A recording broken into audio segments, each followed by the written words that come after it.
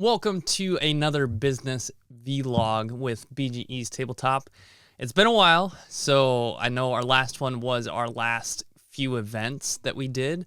This video, we're going to talk about 3 tips I learned from running a kiosk at a local mall here in Los Angeles. So I'm going to talk about what my experience was running that kiosk and also share some tips running it as a game store. So these might apply to you if you are just looking into opening a kiosk. You'll probably learn a few things if you're looking to open that kiosk at a local mall, or if you're specifically looking to do that as a game store. Kind of what I did is used it as a stepping stone from our local events to the kiosk, and then this year we'll be opening our brick and mortar store. So let's talk about just a general process for how we got started with opening our kiosk at the mall. So as I mentioned on our previous vlogs, we were doing local events. We were doing pop-up booths. We did some exhibits. And what we did with our local mall, we reached out to some actually in 2020. And I'm super glad we did not go through with that because at the time we were not ready. I realized I needed a lot more inventory to ramp up to opening the mall. You need a good cash flow if you are planning to open for the holiday season. We definitely needed to get a lot more inventory. We started the mall and now we're out of the mall. You can see like my office is kind of getting packed to the brim. We're even overflowing a little bit outside. And we've doubled our inventory from when we started before the mall. I think maybe even a little bit more than doubled our inventory. And throughout the holiday season, we also sold a lot of inventory. So we needed a lot of cash flow to be able to purchase these products and sell them at the mall. We also did not expect the ebbs and flows of the mall scene in the holiday season. The first 3 weeks in November were very slow. The Black Friday weekend was pretty busy, but not as busy as I expected. Really, our busiest week was the week leading up to Christmas. So that was just some general insight into our sales for the holiday season. When we decided on a mall, we reached out to a couple in the area. One that had a higher rate because of the location, and then this one had a little bit lower rate because of the location. The one that we chose was in Northridge, and it also near a college, near a lot of families. And the rate is kind of what attracted me the most because it was affordable. It was less of a risk going into it. And I kind of looked at how much I needed to do in sales to break even and then to profit a little bit. We ended up profiting a bit for those 2 months, but all of that profit went directly back into expanding our business and growing our inventory. So we reached out to the mall. We asked about different leasing opportunities they had at their mall. They have a couple different options. We really wanted the kiosk, but they also had a 10 by 10 floor space where you can set up a table with a black tablecloth. Well, actually, if we don't open our tabletop game store early this year, like in the next couple months, we'll do that at the mall. If we will rent out that 10 by 10 space at the mall on the weekends. Just to kind of host events more than anything, host like a game sessions with some products to sell as well. And this is more of like marketing leading up to opening our store. So we reached out to them. They gave us an idea of what our rate looks like or what their rates look like. And then they sent us an agreement, not really a contract, a month by month agreement. They set it up for 2 months. We had to go through their insurance provider to make sure we were covered by the correct insurance policies that they needed. You could do your own, but it was just easier to go through their provider and it wasn't too expensive. And then also we signed that agreement. We moved into the mall and then we took about 3 days to get set up. So I brought a little bit piece by piece while we set up our kiosk. And then on our last day, we broke it all down at the end of the sales day on that last day. So we had a lot of help the last day. Thank you, Amy and John, if you ever watch this. Thank you for helping us out that day. If you weren't there, we would have been there to probably till like midnight that day. So that was kind of the process. So let's go into the first tip. All right, so tip number one is about product, I guess just product in general, and deciding on what type of product to carry.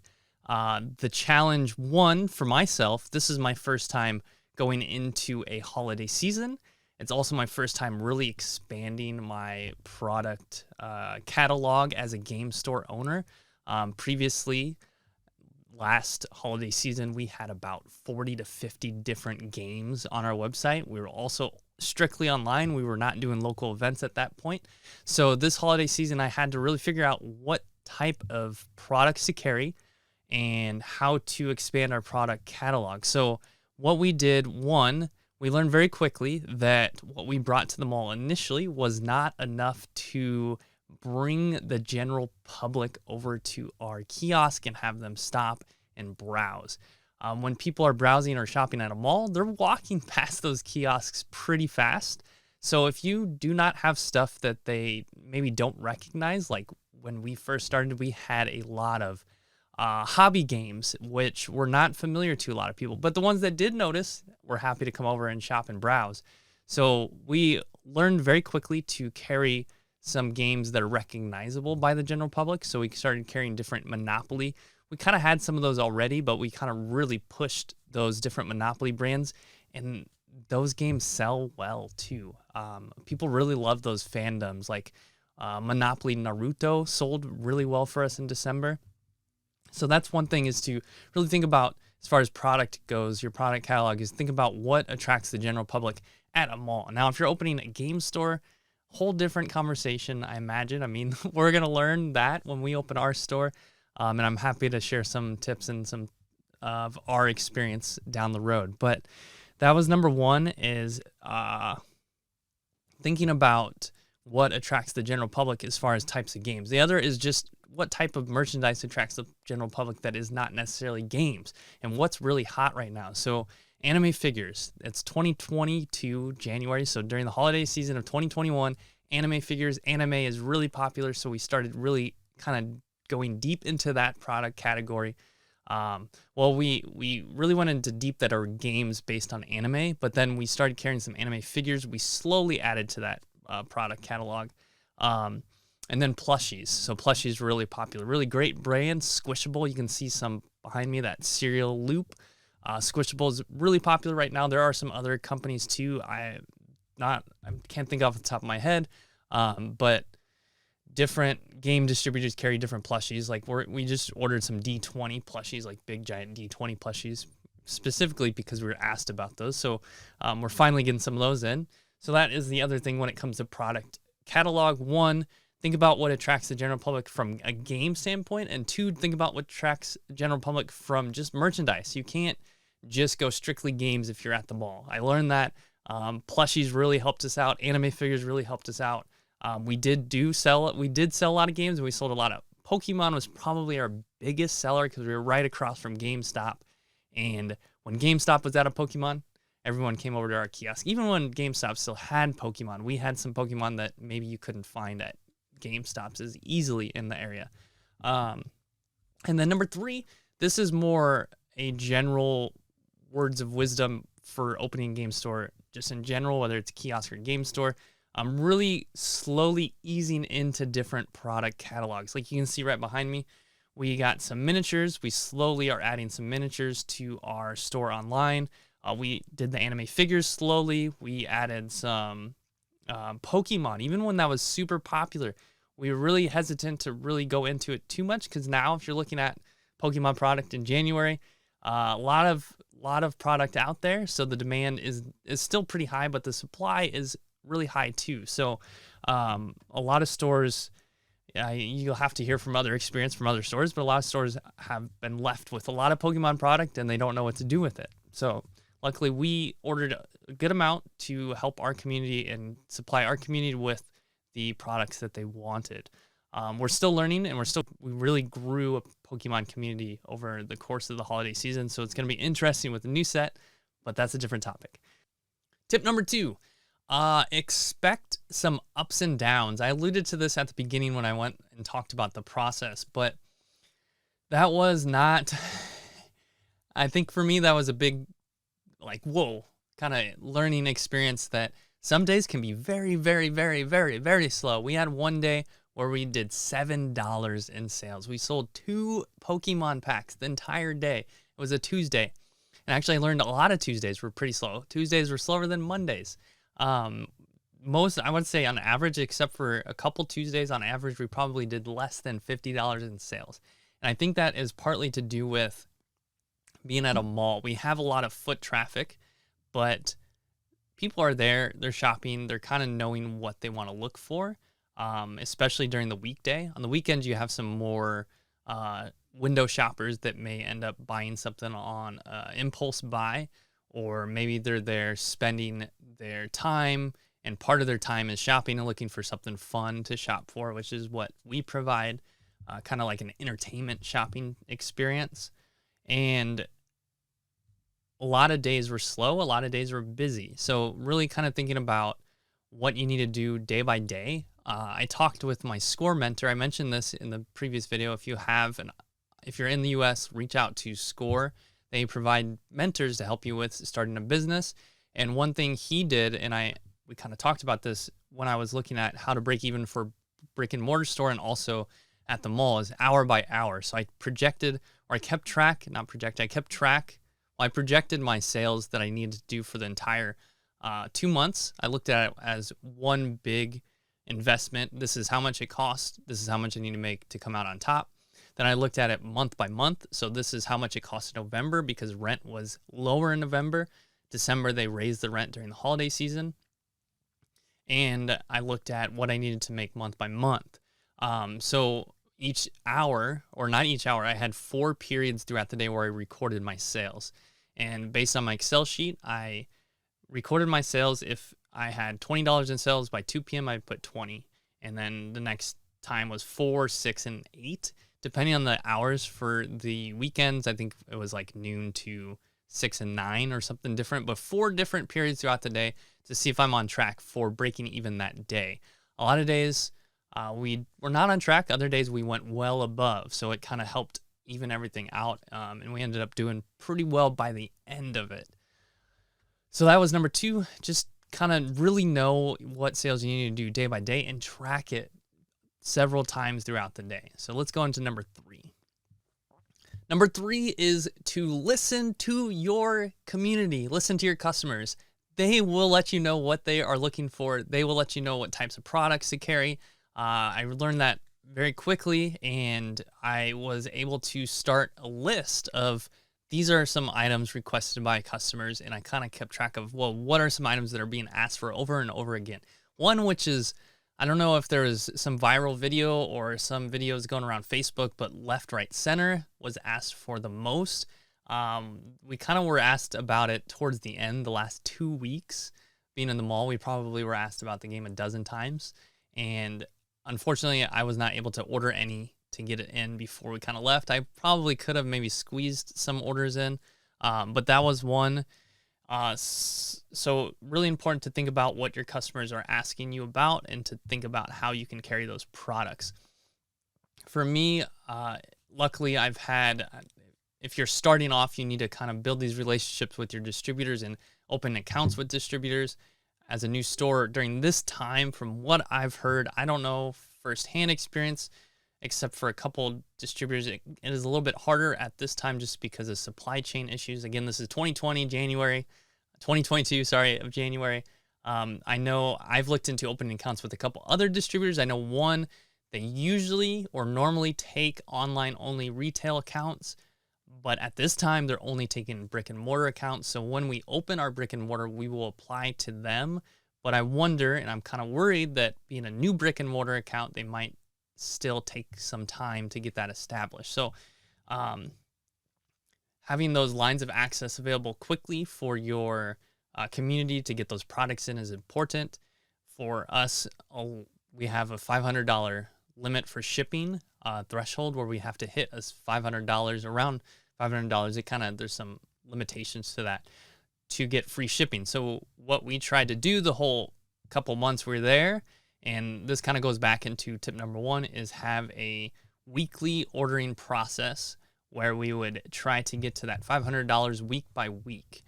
That way each week we can kind of add some games into the order for the upcoming order because a customer was asking about this game. So that is tip number 3.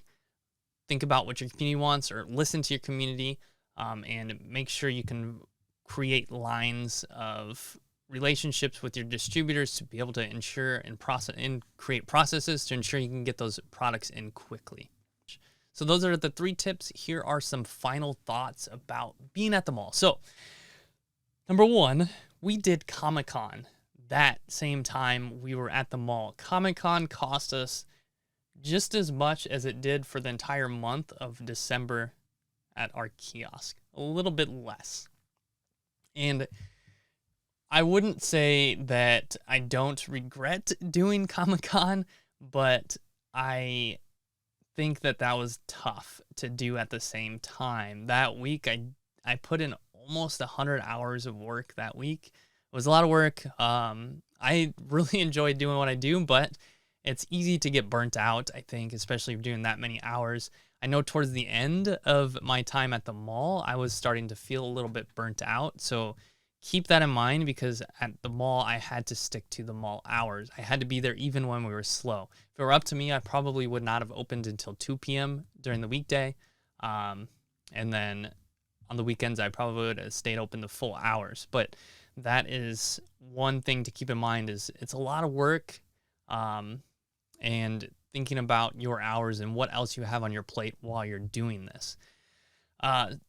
Definitely would do it again. I think that we would consider even doing this kiosk as we have our own brick and mortar store. We would try to find an employee that would be willing to do this for us and kind of run the kiosk, because we profited. I think we would have a better product line. We would be a little bit smarter about the products we carry and sell at the kiosk, and that would help us next holiday season. And that's another thing. We probably only do it during the holiday season, because again, those first 3 weeks in November, slow. I think we would also only do from like the week before Black Friday to December 31st, because we extended an extra couple days, January 1st, December 31st. We had to be there, but we extended 1st and 2nd of January. Those were 2 slowest weekend days. So I think because of the holiday weekend. So we would definitely do it again if we can. I think if our brick and mortar store is able to support that, we will do that in the next holiday season or the one following. Maybe this holiday season might be a little bit tough to manage with opening the store this year. And I think it works and serves a really good purpose to be an extra arm out into the general public about your game store. Because again, if you are a game store owner, or if you're in the hobby, I think you really know that our hobby has a lot of room for growth. And that growth is with those people that aren't familiar with tabletop games and aren't familiar with modern tabletop games. And you can really have the opportunity to reach out and branch out through these mall kiosks.